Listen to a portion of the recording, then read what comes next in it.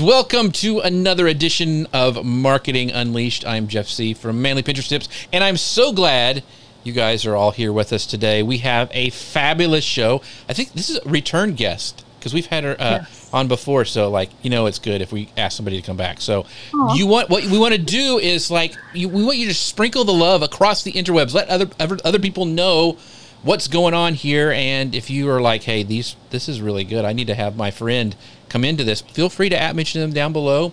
Even if they can't make it in, we've got the replay. It's awesome. But Elisa Meredith, how are you doing today? Yes, Jeff C. I am doing very well. How are you? Good. It's good. We're getting some rain here in Texas, so I'm hoping that's the wind is howling here. We're in that that tropical storm. Every tornado time watch. we have a show, you got cats flying around. You've got all sirens sorts of crazy blaring. stuff. Yes. Aircraft shaking. Yeah. By the way, before we get too far into the show, and by the way, as we're going along today, make sure you drop in your comments down below. And if you have any questions, we're going to bring those up on the screen today as well. But first, a little thing we want to bring up at bit.ly/TW social selling. That's bit.ly/TW social selling. This is a new webinar that Elisa Meredith has put together, I believe. I did. And tell us all about it. Yeah, so it is all about how to use the big three socials for selling. So Facebook, Instagram, and Pinterest. All three of them have a very high conversion rate for sales. How to use them to get people to find you, right? So awareness to consideration to conversion and all the way to activation. So that the first time they see you all the way to the time where they are just telling everybody about you for free, which is exactly what we want. And it's like how to get there. Very, very cool. So make sure you go check that out. All right, brought it up there. bit.ly/TW social selling. Before we introduce our guest, I want to give a shout out to Nina saying, hi, all. Hi, right back to you, Nina. And our friend from across the pond, Brian Farrell, says, good evening, y'all. That's right. We're from Texas today. Y'all from the northwest of England on this beautiful summer's evening. That's it's not raining in England, so that's always good. Very peaceful. So introduce our guest, Elisa. Introduce our guest. Our guest is my friend, my fellow curly girl. Yes. We haven't gotten our curly girl conversation out of the way, so I don't make any promises.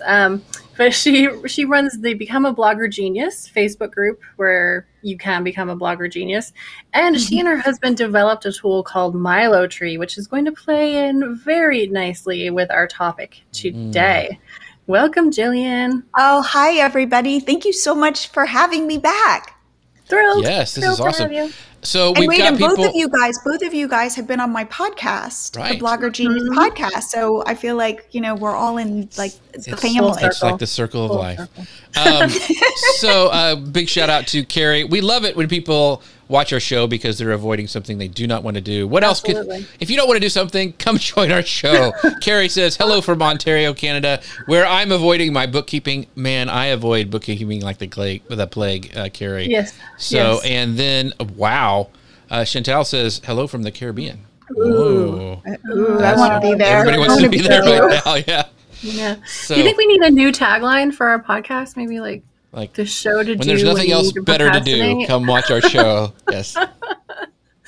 Wow. So we have a really cool topic today, and I know people are excited about it. I saw Brian shared it on Facebook. Thank you very much. But it's how to grow your followers on Pinterest and beyond, which feels like it needs kind of a movie trailer. Yes. To it. Yeah. So why are we wanting to do this? So are we going to start with Pinterest and then move to the beyond, or are we going to start with the beyond and then final up on Pinterest? I think we should start with the beyond, like the overall picture. Okay. Right? I like that. Sometimes you feel like in general I'm talking to myself, right? Or maybe my mom likes something, or maybe I can ping Jeff and get him to like it.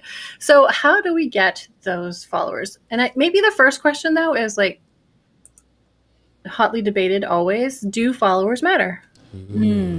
Yes. Well, I would always argue, yes, they do. And the way that I love what you were saying, Elisa, about how to use different social media platforms to get people to get to know you, to like you, and to kind of come down your funnel and hopefully buy from you. Well, I like to think about social media posts as top of your funnel. Like you're hoping to get this piece of content in front of people that know you or people that don't know you. And one way to do that is by growing your followers so that your community is larger. So you've got a bigger pool of people and that your content's really easy to discover. So that's where the hashtags and things like that come in. But yeah, like your followers, especially if you're growing engaged followers, followers that are really responding to your content, it's like your pool of people grows as your followers grow. So I would always argue followers do matter, but it's not just any followers. It's engaged followers. It's followers that connect with you, that have similar problems that you understand, that you've got solutions for. People that get your vibe and like you, you know, if you're a mom and they're moms and you speak to them, like that's the world that you want to grow. And I would argue the best way to do it is with followers. So I always hear, you know, oh, it's good for social proof, which is whatever. But with let's say like followers on my Facebook page, let's say I have, you know, or on my Pinterest, I have 30,000 followers on Pinterest, but all these platforms seem to be narrowing the window for organic, which means like people who follow my page, it's, you know, what is it? I think like 6% of the people actually see your content that you post on your. I think it's smaller. Yeah. Well, there went my I think it was 6%. I think it's now down to like 2 or 3%. Yeah. So, I mean, those people signed up to follow my stuff, and we'll just use Facebook as an example. They are down to 3% or whatever who actually will see that stuff, and they want me to pay for it. So do followers even, like, for having your stuff being seen, should we buy followers? What should we do with that? Because it just seems like everybody talks about the death of organic reach. So I would love to know your thoughts on that. Well, first of all, it used to be like followers was the end of the story. How many followers do you have? Brands would just look at your followers and say, hey, you've got a ton of followers. We want to work with you. And it didn't matter where you got those followers. You could have gotten them from Russia, you know? Right. But today, it's not just followers. Followers is not the end of the story. Yes, there is social proof. You know, 20,000 followers looks better than 200 followers. But it's now much more about connection. And followers enable you to connect with people who are like-minded and who will potentially buy from you or who will actively engage with your content. It's a little bit like followers help you, real followers help you break through the noise because, and this is very true on a platform, let's say like Pinterest, if I have a lot of followers that love my content, my followers are going to see my content typically first, and then they're more apt to like it and interact with it. And that signals Pinterest to show that content to more people who aren't my followers, which then helps me grow followers. So Instagram is the same way. Instagram's looking not just at your follower count, but we want to show content that's relevant to the person who's receiving it. And the more you get that feedback, the more people are responding to what you're creating, that's when you can get that flywheel going. I'm all about the flywheel. So yes. I want to share a little something from that one of the studies we did earlier this year, specifically on Pinterest. So we looked at those 2 million accounts that were creating pins in November and January. And we looked at the ones who were getting higher than average engagement over that span. Those people who were getting higher than average engagement, their follower count was over 50,000. So like when we asked, does follower count matter?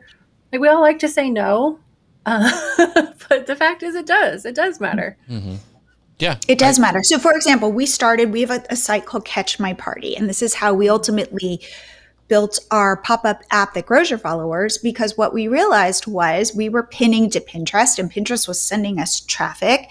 And we said, hey, we need to grow our followers on Pinterest because, again, we want the Pinterest algorithm to know that our account matters. People like it. So we built this pop-up app to grow followers. Well, guess what? It worked because people would typically come from Pinterest to our site, see our pop-up that says follow us on Pinterest. They've already got that proof. And then they would follow us, and we use it. And currently, no joke, I was just looking, we grow about 500 followers a day on Pinterest, organic followers. And we currently have, no joke, I think it's 1.6 million Pinterest followers. So again, that's like that idea of it's not just any follower. It's people who are interested in beautiful party photos, who see it and go, yeah, no, I want to see more of that. And that's that connection that you're looking for. So that's where, when you're this is that idea of, people will say like niche down or know your niche, and really serve your audience with solutions for things they're struggling with.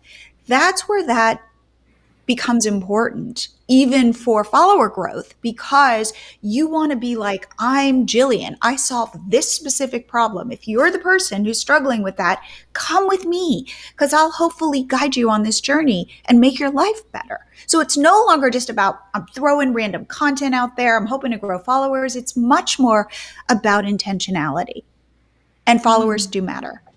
Yeah. So I want to circle back to what you had talked about community and how important it is. I want to, here's just an example, like Sally Howe. Amazing. Hello, everyone. She's here almost every week. And the same with Brian, and, Rocky's here. So I know these people. I know these people. They know each other. They show up for this thing.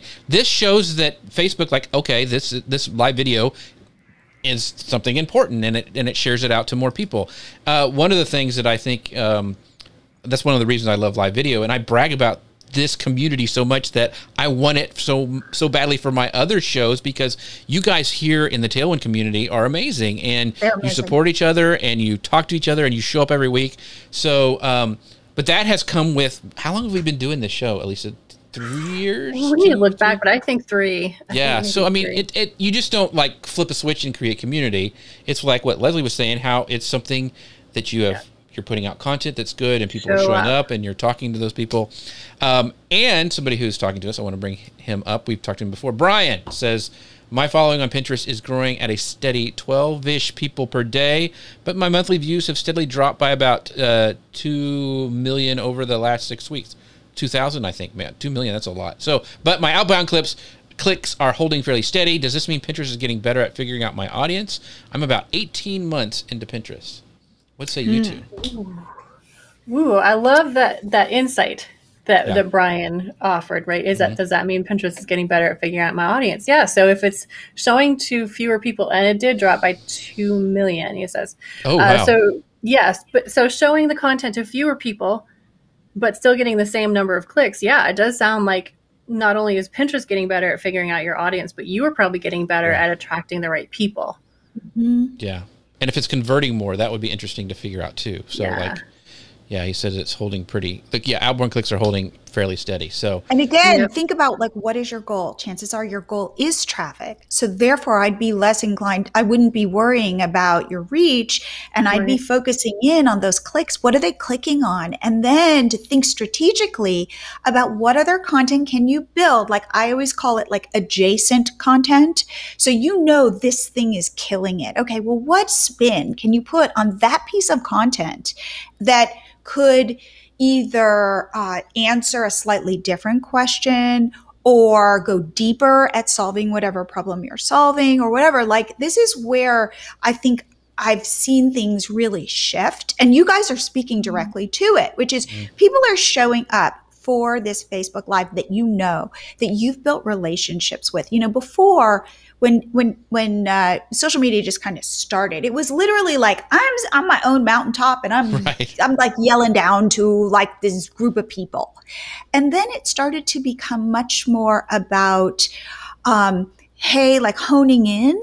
And today, I would say weirdly, it's called social media, but it's really now becoming person-to-person media.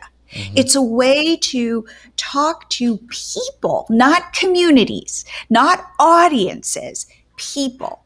And again, this ties into followers because the more I notice those followers that are my super fans and connect with those people, those are my evangelists. So the bigger your follower group, most people, you're one of thousands of people they follow. However, you will find those gems in there.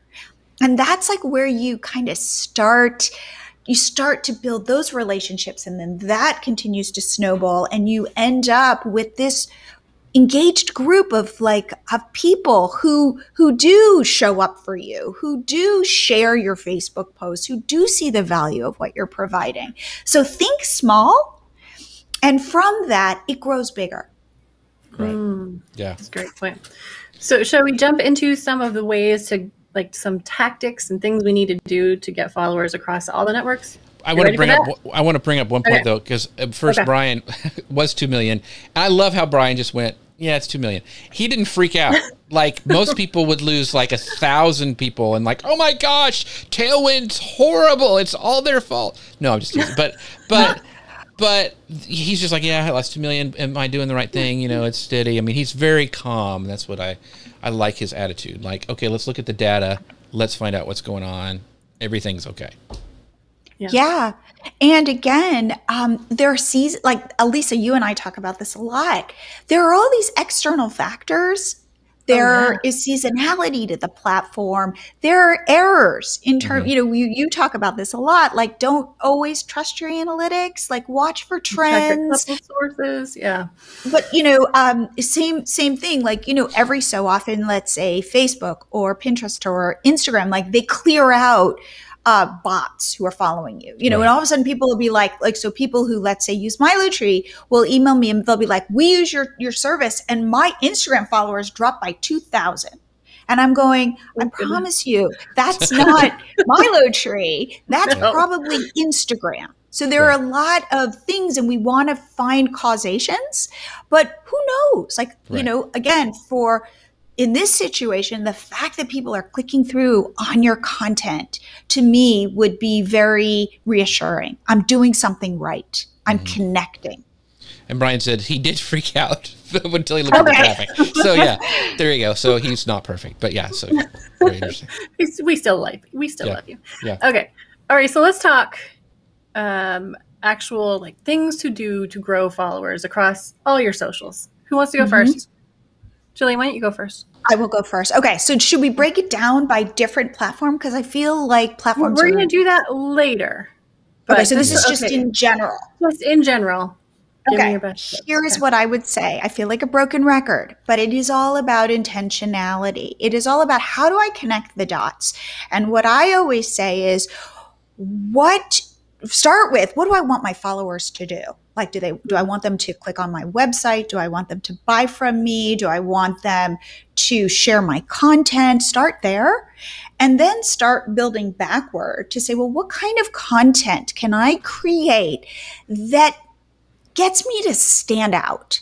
When you're scrolling through Instagram, for example, and you go, oh, that's nice, that's nice, that's nice, that's nice. And we talk about this with Pinterest. What can I create that stops the scroll? Now, there are kind of more gray hat things you can do, which is like be kind of negative or alarmist. People like that kind of stuff. But are there other ways that more productive ways that you can do it? And one thing I recommend always is keeping an eye on what other people are doing on the platform that you find inspiring, that gets you to stop your scroll, and then see if you can use some of their strategies in your promotion, in your social media posts.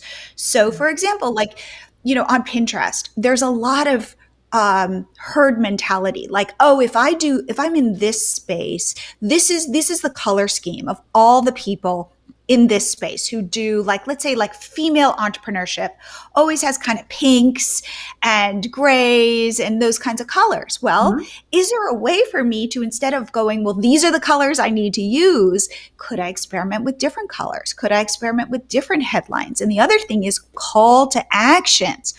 Follow me. It's so simple and yet so overlooked. follow me on Instagram for more, but it becomes, this is something I talk about all the time.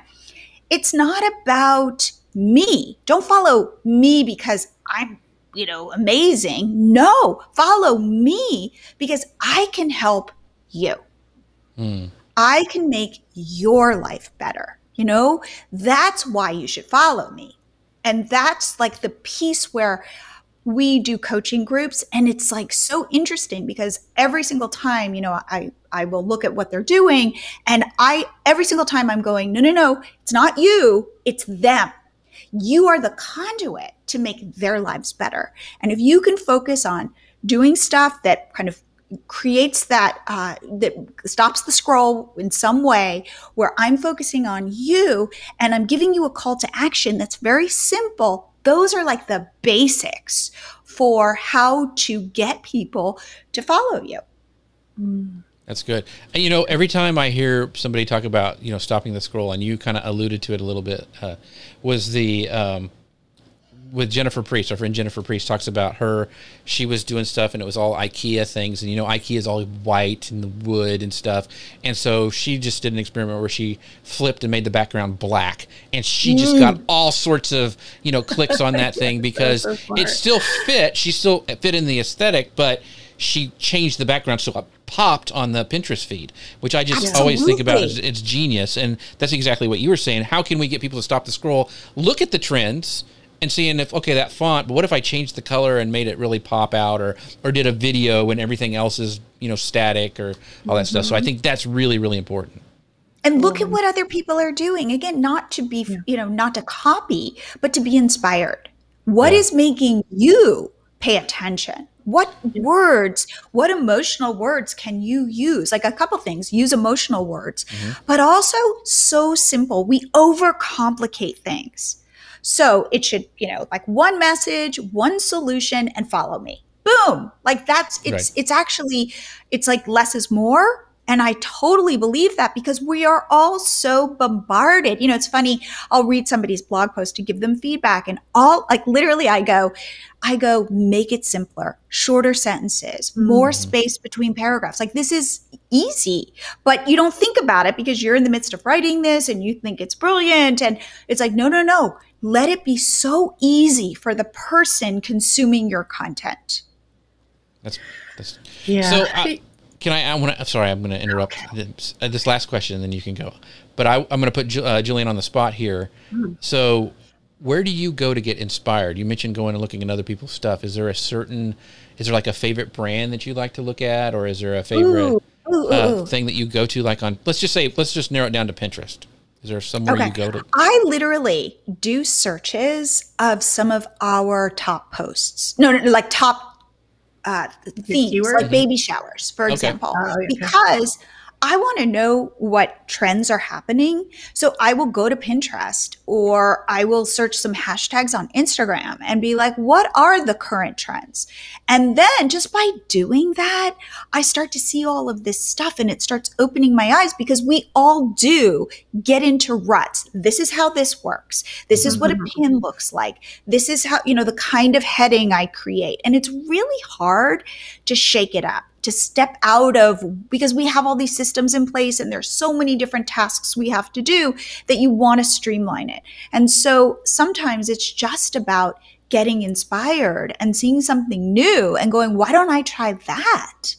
So I like to just scroll through Pinterest mindlessly, and Instagram. Those are usually the two places that I go. Or I will do, like, for example, I really want to rank for mermaid parties for Catch My Party. Me too. I know. Like, they're just so beautiful and popular and stuff. So what I do, I go to Google and I type in mermaid parties, and I see like what's showing up. What are the top 3 posts? What are they doing that I'm not doing, where I can up my game? Because maybe my mermaid posts feel a couple, like maybe that we wrote them 2 years ago and we've been updating them, but maybe, they're like things kind of jump and maybe I've missed whatever that trend is. And so that's what I try to do, is really stay up on what people are doing. Like, for example, I had just read that Instagram now is going, wait a second, sharing square boxes might be a little boring for our audience. And maybe we really need to kick up like we're competing against TikTok. TikTok is very entertaining. It's like, you kind of scroll through your feed on Instagram and you're like, oh, that's pretty, that's pretty, that's pretty. You go to TikTok and you're like, whoa, people are so talented. That's so funny. It's amazing what people can do. I'm so inspired. And you can see that Instagram's going, hey, we got to get with the times here. And I feel like as creators, we also have to stay up on what's happening. What are people doing that is so creative that I might not have thought of? So do be willing to change, to try, to test. I mean, that's the other thing that I am such a big proponent of. If you are not running lots of different tests and hoping, no, like this is what's weird.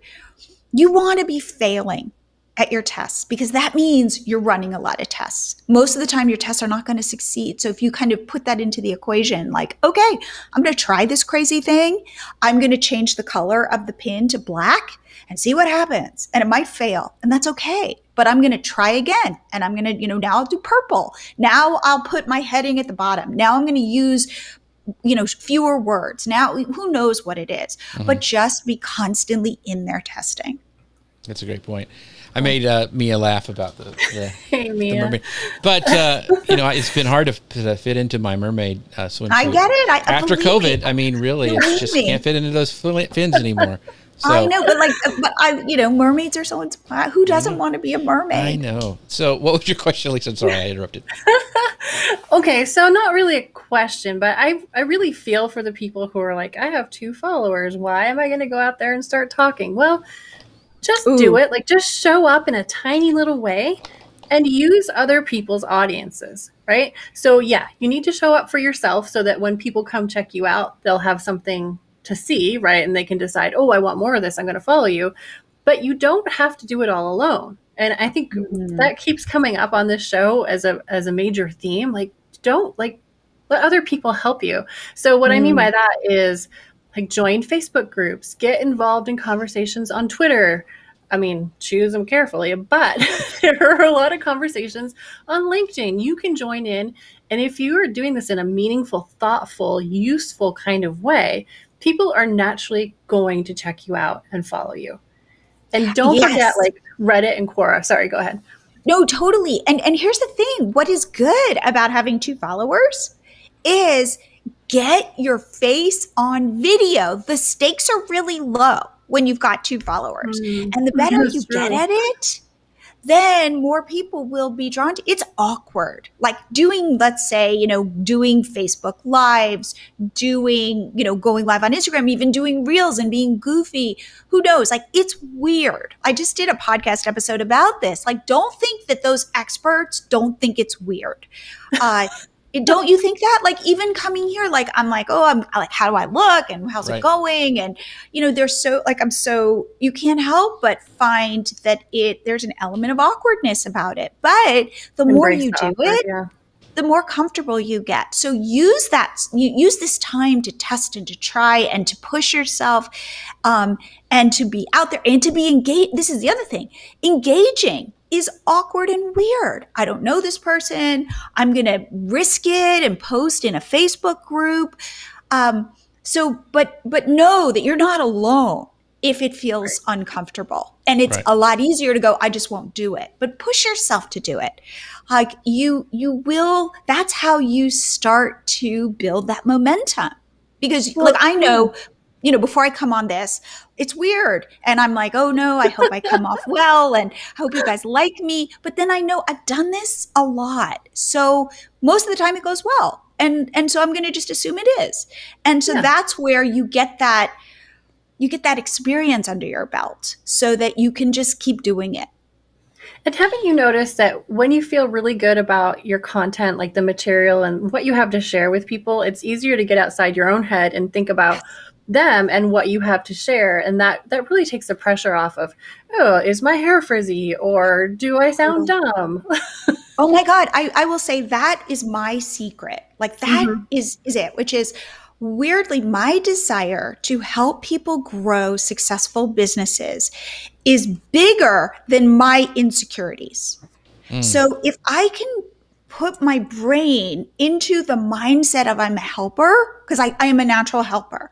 So if I can be helping, then the other parts of my brain, which are still there, but they get quieter because I have a larger purpose. So if you can tap into your larger purpose, and again, this is where it all comes to like, what is my purpose? Like, what am I trying to accomplish with my content? Who am I trying to help? If you can put the helper hat on, I think it is a very freeing hat. Oh, I love that. And I love so hashtag embrace the weird. So that's what we're going to do. Yeah. And the discomfort and the awkwardness. Well, they say that you don't ever grow unless you're stretched. And so, you know, you think of, at least for me, everything that I struggled with is actually, that led to the next stage in my business. Nothing was easy. Nothing's ever handed to you. It's always like, oh my gosh, okay, I've made the decision. I'm going to go live. Even if nobody shows up, I'm going to do it. And then things happen. And that's how you continue. Nothing is ever handed to you. It's everything good happens with being uncomfortable, I think. Oh my God. Hashtag uncomfortable. I feel like I live my life as an entrepreneur, hashtag uncomfortable. But I'm willing to kind of push myself off the cliff. Like that's the feeling. So, and I've been at this since like 2009. So you'd think like, oh, she's got it. It's like, no, it's, you know, it's like there are days where I have to be like, talk myself into it and go like, because I'm an introvert. So it's not like, oh, I get off on helping. I don't necessarily want it to be like the Jillian show. That makes me very uncomfortable. Some people get like that. I'm like jealous of those people. So for me, it is about a lot of self-talk and a lot of saying, you know what, I'm going to fail and it's all right. What's the worst thing that can happen? And this is that idea of like why you want to be experimenting and assuming most of your experiments are going to fail. And that's part of it. That's part of the learning. So again, hashtag uncomfortable. You know, and again, as we come out of the pandemic, how uncomfortable do you feel? You know, like it's weird. I know it's hard to put on pants. Yeah, wearing pants again is just a big especially they don't fit anymore. So Drop the Weasel says this. He goes, I think it could be a fine line between looking goofy and looking like an idiot. That there is a fine line. And Mia Voss, who I have known forever, and we're going to talk, I want to bring her as an example up later, but she goes, hashtag embrace the weird, hashtag be all the time. So absolutely. But here's the other thing, and I share this with my coaching groups, and I share this with my 14-year-old daughter. Here we go. Nobody cares about you. We care about ourselves. Yeah. So true. And that's weird. And it feels a little bit like, how could she say that? You know, because like in my life, I'm number one because I'm inside me. So I'm seeing the world through my eyes, but you're seeing the world through your eyes. So the truth is maybe you're like, wow, Jill's hair is not great today, but then you've moved on. Like you're in your own life. So what we think of as like a big mess up or something super embarrassing is so infinitesimally small to somebody else. So that also is a way that it frees me to go, at the end of the day, they're not really paying attention, so it's okay. And the more I can be the helper, the more success I have. And it gets me out of me and gets me into making your life better. Absolutely. Yeah. Jeff, do you want to share one of these tactics? I just listen. I just listen to you. That's my tactic. I listen to Elisa Meredith and Jillian. Do whatever Elisa and just whatever they do. No, I think the helping thing and getting over yourself and learning for others. So, for example, we brought up some things from Mia Voss, and I've known Mia back in the Google Plus days. She's one of the Wild West people, and Google, if you guys don't know, did the live video stuff before anybody else. And she was one of the first people that I ever saw go live. And I did a bunch of free stuff for her. And I did a bunch of, just interacting with her. And she helped me got me on her shows.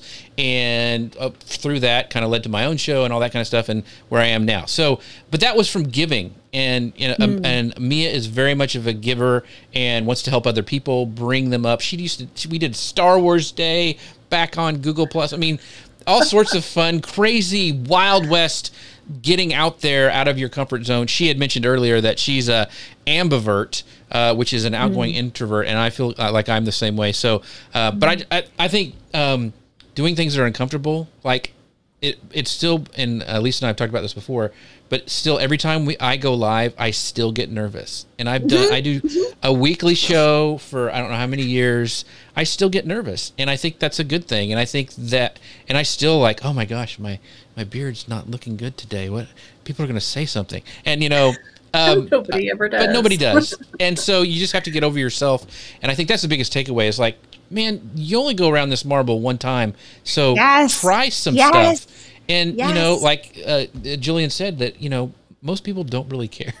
They don't. So, like it's make like, connections. To my 14-year-old daughter, that's always shocking because it feels like, but I say it's so true. Like, go back to your inner 14-year-old and like how you think everybody's looking at you and nobody's really looking at you because everybody's so obsessed with themselves. And I think that's been a really good lesson for me. And the other thing too, and just like just being here with both of you, like you are my friends, genuinely. And there is something to building real relationships on the internet. Like that's one of the magical things about the internet. And I want you both on my podcast, and I'm here on this show.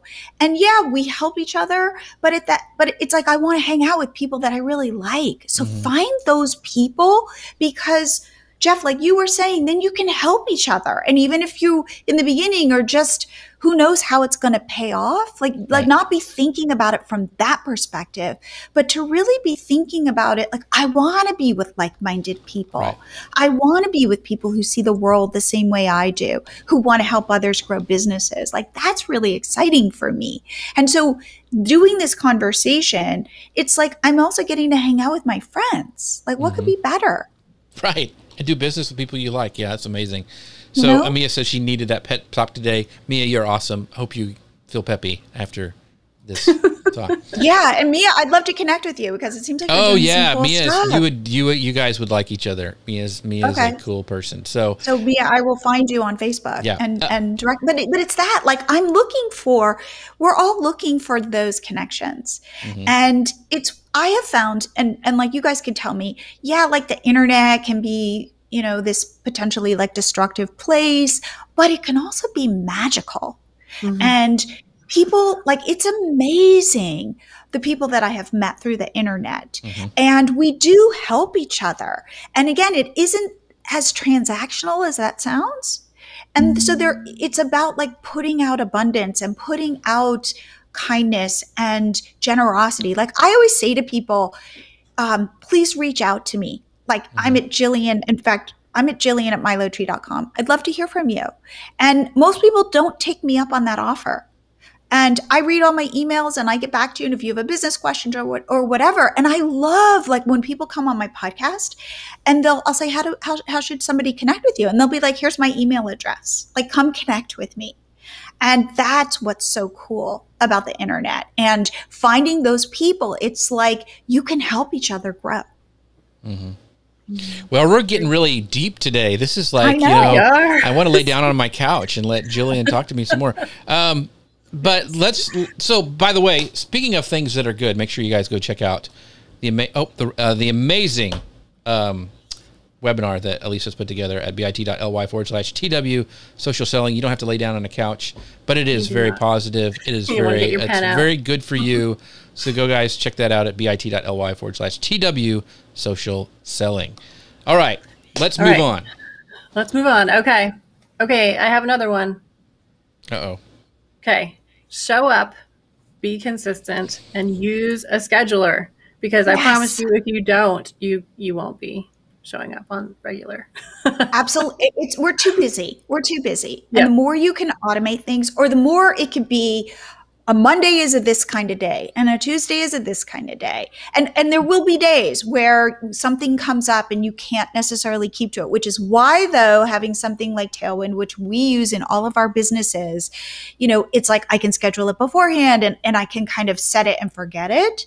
But yes, consistency. Let people be like that. They know that you're reliable. So for example, you guys show up once a week and do this show, and my podcasts go live at midnight every Wednesday morning, and it's not negotiable.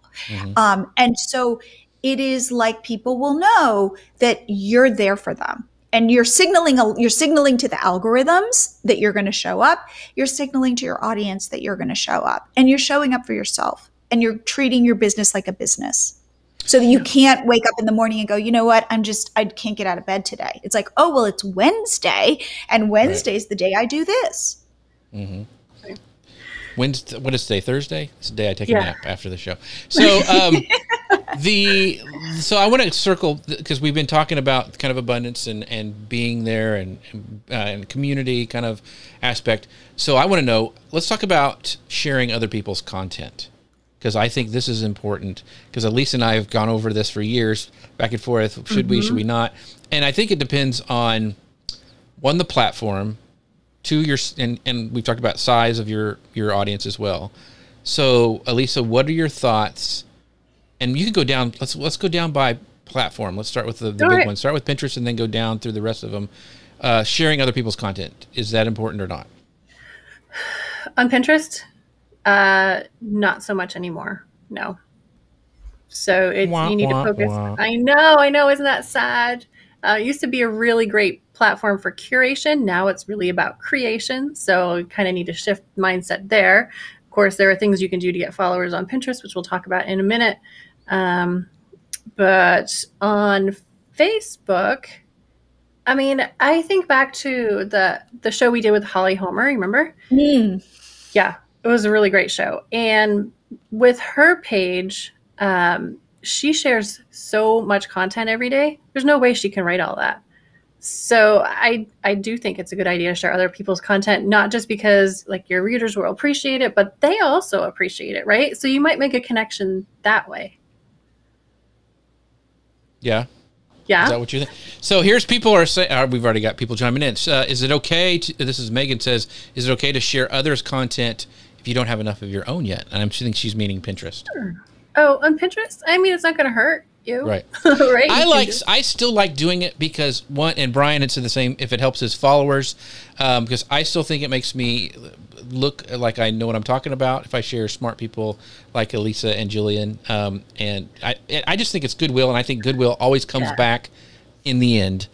And one thing too is whenever we start a board, and let's say we don't have enough content for that board, we will put some other useful content in that board, just so that if somebody comes to our page and they see it, it feels full and it feels helpful.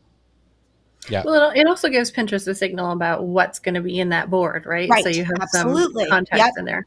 Yeah. So there is some use for it. On Instagram, I think, within reason, but I see a lot of people sharing stories. If somebody talks about something that resonates with you, that you think your followers will like, yeah, sure, share it. Just always make sure you give proper credit. I don't know, what other ways would you share content on Instagram? Well, do you think you should? Well, like for example, if somebody tags me on a story, then I'm always sharing that. Oop. Excuse me. Sorry about that. That's all right. I would have zoomed in for the sneeze cam, but I always want to share that kind of stuff. And again, think about it. If somebody had commented this, and I think it's true, if there is something that is useful for your audience and adds value remember, I'm here to solve problems for you. So I might have my own solution, but if somebody else has an excellent solution, there might be value sharing it. But to share it with some sort of this is, again, it's like, I like what Jeff was saying, like there's just goodwill. So think about, is it worth it? And is there goodwill for my audience? And does it take a lot of time? If it's going to take a lot of time, I wouldn't do it. But if it's easy to do and there's value there, I would do it. And if it would help build a relationship, I would do it. But again, it's not necessarily a formula to get you more followers directly. You know, it used to be like on Pinterest, you were supposed to share other people's stuff and it was going to, like, that the algorithm would potentially like that. So I wouldn't be thinking that way. But I would be thinking about creating complete solutions. And if somebody else's content fits in with that, great. And I think there's another way to also, and I'm going to take it from, since I do a lot of live shows, what I kind of do with my stuff. So like for Social Media News Live, the other show that I do on Fridays, is that when I chomp up those pieces of content later to share out on social, it's never me. It's always the guest that I have on answering a question.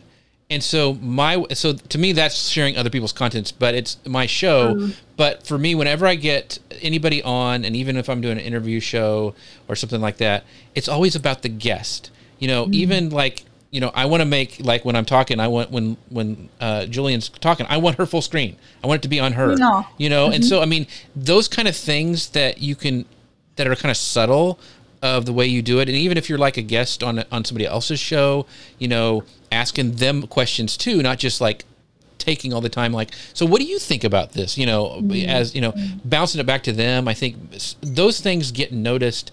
And then, you know, you really are sharing other people's content, but in a way that may still be under your own umbrella of your brand or your podcast or your business or something like that. But I just have found that works wonders, one, for opening doors and getting better guests or, you know, contributing writers or whatever it is. When people know that it's not always about you, it's about who you've got on there. And you're, like Jillian has said the entire time, helping people. That's the whole reason people are attracted to you, is that it's all about them. It's how can you help me? And if you're giving them that, everything rises. So those Jeff, go ahead. Oh, go ahead. Well, I just wanted to pull out something Jeff said about adding something to it. So when you do share someone else's content, pull out a point that you appreciated or a question that you have, or maybe you don't completely disagree. You don't completely agree with part of it. You know, going to be nice about it, obviously, but add something to it rather than just sharing a link. And that reflects really well on you at the same time promoting that person. Right. I think that, Jeff, building on what you just said, I think there is something today to this level of authenticity, and it's hard to hide. Like, you guys show up live every week. I see your faces, I hear your I hear your banter, and like maybe for a week or two you could fake it. But at the end, but right now, like, I know you because I really get to see you. And I do feel like you guys lead with so much generosity, so much help, authenticity. Like, it feels like real, like you connect genuinely with your audience, and that stuff is contagious. And so be willing to show your vulnerability and be willing to put yourself out there, warts and all, weird hair and all, because you become human. You know, and so like there's something, because we're all human. It's like why I share, like, I always feel awkward going live, because I want you to go, she feels awkward and she's doing it. You know, maybe I can do it. And I think the fact that you guys show up and that you guys are genuine friends, and it shows, and you know, and again, I think, by the way, anybody I talk to about Tailwind always talks about the people and how smart they are. Who was I? I was talking to somebody recently about it, how smart they are, how helpful they are, how genuine they are. Like, you guys are approachable, and you put a really nice face on a company, you know? And so know that stuff matters. So it's less about your hair and it's more about being, helping, but it's also being authentic and sharing all that you are, because people can smell that inauthenticity. And today, in a world where you're kind of expected now to put your face out there, know that that's a good thing. Yeah, Julian, you can smell the authenticity right here, because it's hot in Texas, I tell you, in my office. I was going to say it may not be about the hair, but I think it's a little bit about the beard. I mean, we got to give credit to the beard. That's just like if this guy can do it and show up live, then anybody can. All right, so we've got about 10 minutes left before we wrap this puppy up. So let's talk about a little bit. We've talked about what to do. Let's talk about Julian. What are some things that you see people? Let's take blogging because that's kind of your kind of big specialty. Mm-hmm. What are some mistakes that you see bloggers make that, it may take them like a year and then like, oh my gosh, I can't believe I did this. I should have not, what's the biggest mistake you see a blogger do when they first start out? I would say not think about your niche and what problems you're solving. Recognizing that there's a difference between a blog that's a hobby and a blog that's a business.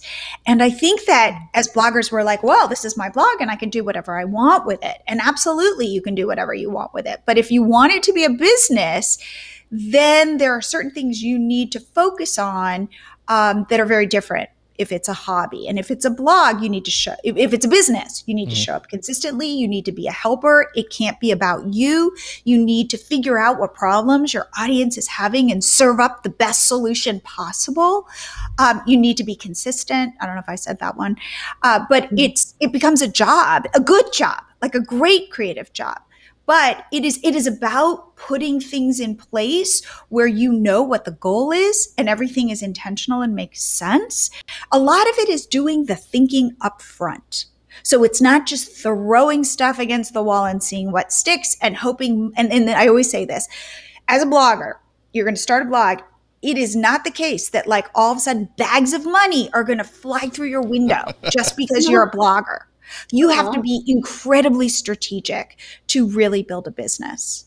And it is a long road. It is not a get rich quick scheme. Mm-hmm. It's a marathon, not a sprint, right? It is a marathon, not a sprint. Yeah. Absolutely. Yeah. And it's not the Jillian show, it's not the Elisa show or the Jeff show. Like it is about the audience, putting your audience first, putting those relationships first. Mm. Sometimes, Jillian, I hang out on Quora or Reddit to see, are there any questions I can answer? That's also a great way to build your social media following, especially if you include those links at the bottom of a very helpful answer. And I'm surprised to still see people asking, does follow, unfollow, or follow for follow work on Facebook, Instagram, Pinterest, whatever, Twitter? So that is still a topic of conversation. What do you guys say about that? I would say in the short term, yes. And in the long term, no. So I do feel like, you follow somebody and Instagram makes it easy for somebody to follow you back. But again, it goes back to this idea of you want authentic followers. You want engaged followers. So it's almost like junk food, go follow 1,000 people and you might get, 20, 30 followers, something like that. But are those the followers that are going to stick around? And even if they stick around, are those the followers that are really going to engage with you? It's so much better to find accounts that you really like and reach out to them and make a connection. Chances are that person will then follow you and then feel this, like they've built a relationship with you. Like that's what you want. Another thing too is do not buy followers. Like do not, that was a thing for Instagram in a certain time just because all people thought about was followers. So, but now, no, like don't. That can really hurt your account. Those fake followers, they're not going to engage. That's what Instagram wants. Like think about it always from the point of view of the social network. Instagram wants people to have a good experience on Instagram. And the way that your account, like the way that you get good, juice from your account is Instagram sees people love what you're putting out there. So if you put out stuff and it's crickets and you've got 100,000 followers, that's not valuable. Like Instagram's not going to be promoting your account. You have 5,000 followers, but people love what you do. That's what you want. That's so much more valuable to you. Yeah. So the kind of shortcuts ultimately can really backfire is what I would say. Yeah. Okay. Go ahead. No, you go ahead. All right. So I want to do a lightning round where the three of us give our top tip for getting followers on Pinterest, Facebook, and Instagram. And I'm just throwing this out at you now, but I'm going to give you a second to think about it because, well, only you, Jeff, because Jillian, I wanted to ask you about MiloTree. That is the number one tool I think of when I think, okay, what tool can help me grow my following on social media? It's MiloTree. So what is it?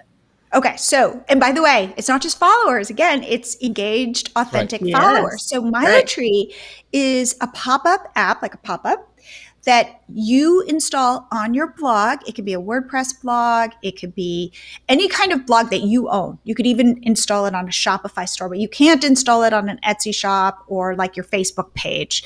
But if you own your blog, you install it. It's a little piece of code. We have a WordPress plugin, and all it does is it pops up when somebody comes to your site and says, follow me on Pinterest, and shows your most recent pins. Follow me on Instagram. You can use it to subscribe on YouTube. Follow me on Facebook. You can use it to say, join my email list, which is a whole other thing that I think is super valuable for growing your business. But here's what's cool about it. It's somebody who's come to your site, seen your content. They get a little prompt, super easy. It says, follow me on Pinterest.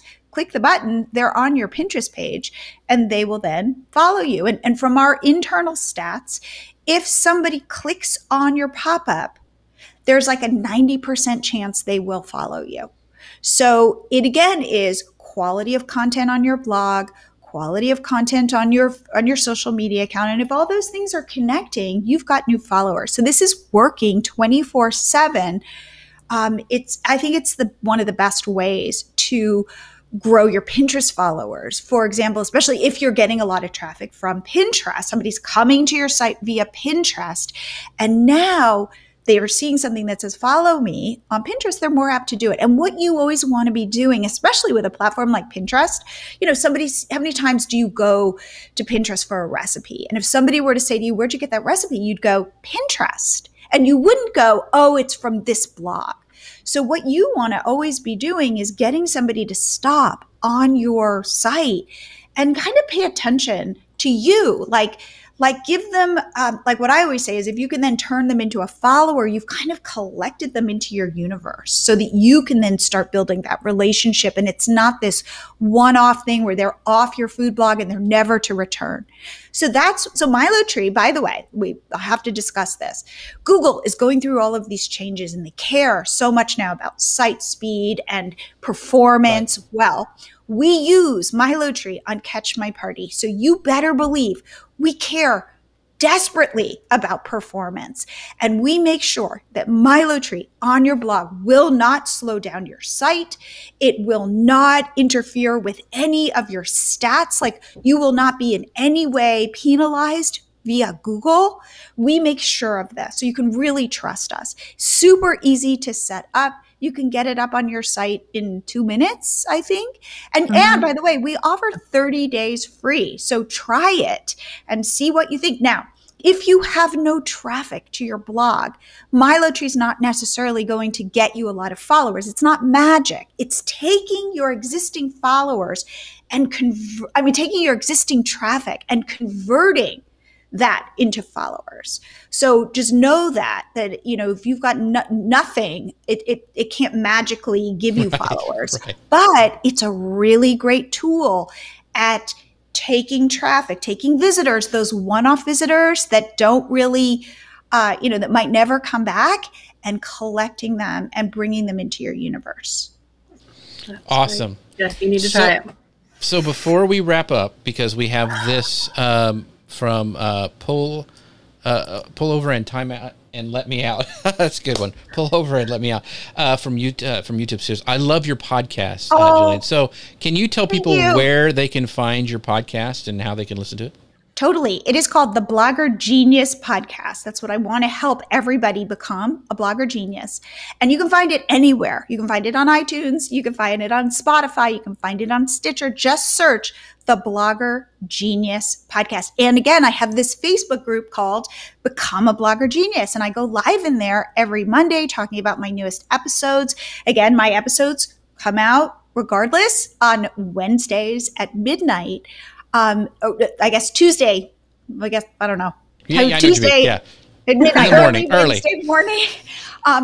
And really, it's all about how to grow a blog, how to grow an online business, very much what you guys do. In fact, Elisa, you are my most, I think you've been on my podcast 5 times. You Holy are cow. Oh no, really? the guest who has been on the most. Jeff, as I'm talking to you, in fact, I'm like, Jeff, I need to have you back on my show. So Of course. hopefully you'll come back on.